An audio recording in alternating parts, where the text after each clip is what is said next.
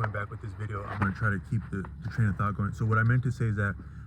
what I was going with this is that I don't think that, like, you take a person like Jeffrey Dahmer and how he was able to victimize people partly as a function of gaining their trust very superficially, obviously superficially, because if you look at his intentions and what his history had been at the point of meeting people, yet their deference and respect that they would give him enough to court him as a lover and then make themselves vulnerable enough to be attacked by him. What I meant to say is that if you can imagine a person like him, what he would have experienced in life before he found the ability or the habit to victimize people, the opportunity to victimize people may have been presenting itself over a lifetime, and it culminated at the point when he started victimizing people, but people had been showing him that much of their neck, that much trust, that much trust and a little bit of attraction. Maybe you can say trust and attraction is tandem, and you can't completely isolate trust and attraction, because we somehow trust things that are attractive, I think, to our detriment largely. If you look at, like, a lot of us, like men, and how we injure ourselves by trusting beautiful women sometimes, because something that is that attractive and also that dangerous can't be that dangerous if it's that attractive and dangerous and it smiles. I don't mean to say it as though objectifying women, but I just meant, I'm just being tongue-in-cheek, saying that we more so injure ourselves when we trust things on appearances, especially attractiveness. But I think that and then also I'm saying that people, what a person like Jeffrey Dahmer could have gotten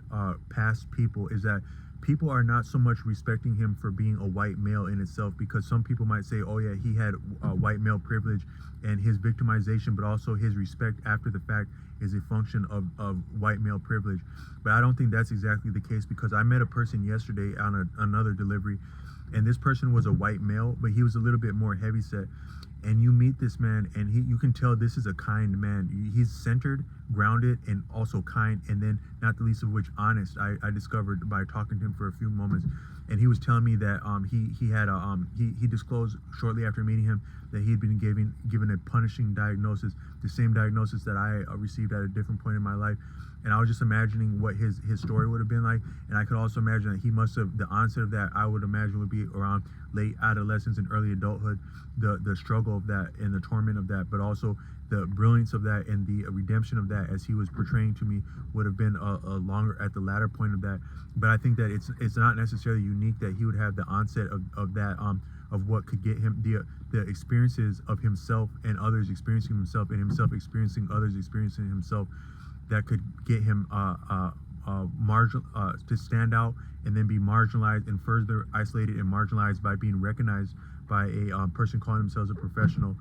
whether he accepted their terms or diagnosis or not. But I meant to say is that, but he's also yet a white male, but I don't think that he would have necessarily the same favor and trust that Jeffrey Dahmer would have. So what Jeffrey Dahmer would have is that a person perceives him and say that not only is he a white male, but I can appreciate him being respected for being a white male and a white male who's has his life together. I can appreciate that, and then looking at him, that he would likely have that treatment from other people, and therefore I agree with that, because that's a form of influence in itself, that someone would be accepted like that by other people. I therefore now accept him. But for this other person who was marginalized as having a stigmatizing label, you meet a person like that, and some of their mannerisms, but even also some of their brilliance and grace and honesty and decency is a tip-off that there must be something about them that is actually outstanding, so outstanding that they may not be actually respected or accepted for being outstanding, and therefore they're not having the same they're not having the same bearing and even dignity or pull as someone who is simply respected for being respected. So I'm saying people respect people for being respected, not so much for what they're respected for, and that can work to a detriment both for people who are not respected, and also people who respect people for being respected, and even people who are respected for being respected, for getting in the habit of being respected for being respected, can yet be a detriment in the form of maybe getting used to favors and privilege. So maybe we could say a person like Jeffrey Dahmer had got so used to favor and privileges that they say there's no power without if it can't be abused, it's not power. So, and also power corrupts, absolutely. So maybe we can say that a person like Jeffrey Dahmer was somewhat corrupted by the power of their own privilege and status, for and their own humanness. Is that some people are respected for being humans, and some people are not respected for being humans. I think we can say that generally, but uh, um, and so and um, um, but with this person, but I think that some people actually they get punished for seeming like for not being normal. You don't have to be abnormal, or you can be punished for being abnormal, and you can also punished for being beyond normal, but you are yet punished either way. And it's more so what flies is what's normal, I think, is what people accept and what people are looking for. So you get a person who might be handsome or whatnot, but you get close enough to talk to them and they're a little bit too handsome, a little bit too gifted, and then another person will walk in, and that person, you can tell that that person has been respected for being human over a lifetime, and they maybe come from a background of being human and being treated as human, and they get deference, so they can be dressed more half-ass or slovenly, or just normal, regular. That'd probably be better. Just dress regular, treated regular, expecting to be treated regular, and that's cool with people. But you come a little bit too high or too low, and it's not cool. So I was thinking another example is that you take a person like this person who I met, who had a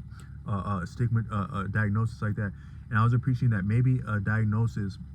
a mental health diagnosis, so much as that it doesn't compromise your actual your real mental functioning, just in terms of like regulating your homeostasis as a human being, your body, and then you can function, and you can regulate yourself. Some would say maybe you can't socially regulate yourself, but for the most practical purposes, you can regulate yourself. But yet you have this diagnosis, and what that diagnosis amounts to is an ignoble title. So back in the days, you would have like you'd have like an esquire, and I think like an esquire was a high degree, but you'd have like your nobles, your esquires, your knights, your duches, your there'd be like different titles of nobility in different iterations of feudalism, like in Europe going back. We actually have a lot of those same titles today in the Western terms. They're not passed off as being, they're passed off as being we ostensibly have there's a word for when you ascribe privilege and titles according to merit. We have a meritocracy ostensibly, but you can still say that appearance functions, different things, no less in appearance, and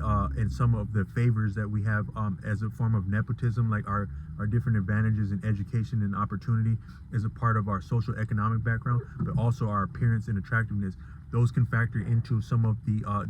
titles and the noble titles, a manager of this and that, a CEO, just having different amounts of rank that amount to privilege, entitlement, and favor, and a say so, are like our former noble titles, but they're passed off as a meritocracy. So you went to this and that school, or you did this and that, and so you more so believe in your title, and your title seems more legitimate in the modern iteration. In the past, you didn't need to pass something off as meritocracy, and it was almost more realer for not being a meritocracy. Is that you were born here, you were from this class, this is who you are, and this is what you get, and people didn't have a problem with that, and that was more realer.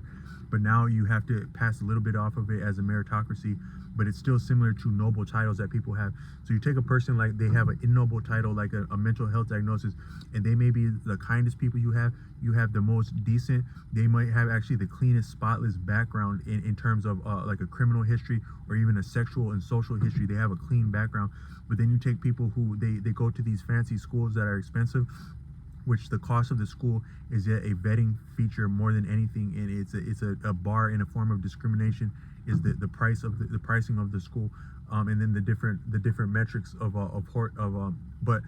then you take these people in these schools, and they're part of like these fraternal orders and these different these groups. The type of things that they would do for hazing, but also like fraternizing, and both male, I don't know if you call fraternizing when it's between women. You have both co-ed and same-sex fraternizing and hazing, and maybe you have intergenerational fraternizing and hazing in these places on these different campuses, and they can be the most obscene and heinous things in general terms you could appreciate. Yet these very people are afforded the very noble titles in society and the opportunities and the networking that come out of that. So you have an exact discrepancy. What is exactly obscene is exactly noble, and what is exactly noble is exactly obscene, or at least written off and detested.